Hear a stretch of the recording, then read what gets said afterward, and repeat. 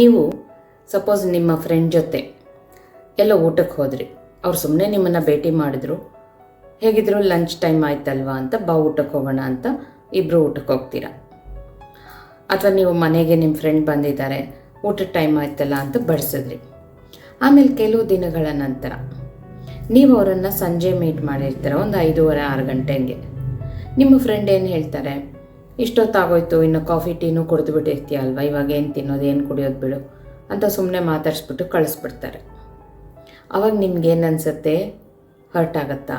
ಬೇಜಾರಾಗುತ್ತಾ?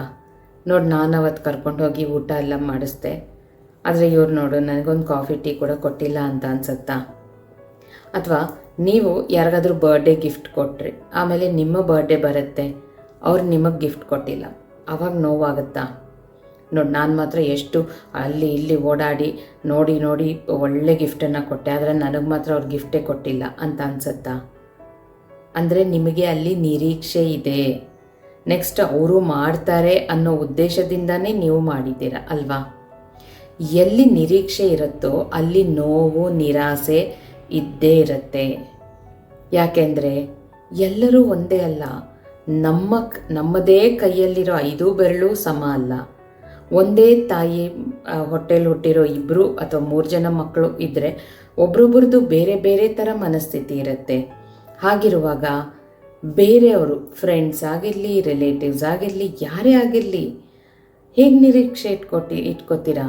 ನಿಮ್ಮ ಮನಸ್ಸಿನಲ್ಲಿ ಹೇಗೆ ಏನೇನು ಎಕ್ಸ್ಪೆಕ್ಟ್ ಮಾಡ್ತಿರ್ತೀರೋ ಅದೇ ನಡಿಬೇಕು ಅಂತ ಹೇಗೆ ಎಕ್ಸ್ಪೆಕ್ಟ್ ಮಾಡ್ತೀರಾ? ಎಕ್ಸ್ಪೆಕ್ಟ್ ಮಾಡಿದಾಗಲೇ ತಾನೇ ನಿರಾಸೆ ಆಗೋದು. ಎಕ್ಸ್ಪೆಕ್ಟೇಷನಿಂದ ಯಾವುದೇ ಕೆಲಸ ಮಾಡಿದ್ರೂ ನಿಮಗೆ ಸಿಗೋದು ನಿರಾಸೆ, ದುಃಖ, ಬೇಜಾರು. ಸೊ ಏನೇ ಮಾಡಲಿ, ನಿಮ್ಮ ಮನಸ್ಸಿಗೆ ಇಷ್ಟಪಟ್ಟು ನೀವು ಮಾಡ್ತಿದ್ದೀರಾ ಅಂತ ಮಾಡಿ. ನಿಮಗೆ ಅನ್ನಿಸ್ತು ಮಾಡಬೇಕು ಅಂತ. ನಿಮ್ಮ ಫ್ರೆಂಡ್ ಊಟದ ಟೈಮಿಗೆ ಬಂದಿದ್ದಾರಾ? ಓಕೆ, ಒಬ್ಬರೇ ಊಟ ಮಾಡೋಕ್ಕೆ ನಿಮಗೂ ಬೇಜಾರಾಗ್ತಿತ್ತು, ಹೇಗಿದ್ರು ಫ್ರೆಂಡ್ ಬಂದಿದ್ದಾರೆ, ಸೊ ಇಬ್ಬರು ಜೊತೆಗೆ ಹೋಗಿ ಊಟ ಮಾಡ್ತೀವಿ. ನೆಕ್ಸ್ಟ್ ಡೇ ನೀವು ಊಟದ ಟೈಮ್ಗೆ ಹೋದ್ರೇನು, ನಾನು ಹೇಳ್ದೆ ಕೇಳದೆ ಹೋಗ್ತಾ ಇದ್ದೀನಿ, ಪಾಪ ಅವ್ರು ಮಾಡಿರ್ತಾರೋ ಇಲ್ವೋ, ಪರವಾಗಿಲ್ಲ ಊಟ ಮಾಡ್ಕೊಂಡು ಹೋಗ್ಬಿಡೋಣ ಅಂದ್ಕೊಂಬಿಟ್ಟಾಗ ಅಲ್ಲಿ ನೋವಾಗುತ್ತಾ? ಸೊ ನೋಡ್ಕೊಳ್ಳಿ, ಯಾವ ವಿಷಯದಲ್ಲಿ, ಅದು ಪ್ರೀತಿನೇ ಆಗಲಿ ಅಥವಾ ಈ ಥರ ವಸ್ತುಗಳೇ ಆಗಲಿ, ಯಾವ ನಿರೀಕ್ಷೆ ಇಲ್ಲದೆ ನೀವು ಮನಸ್ಸಿಂದ ಮಾಡಿ.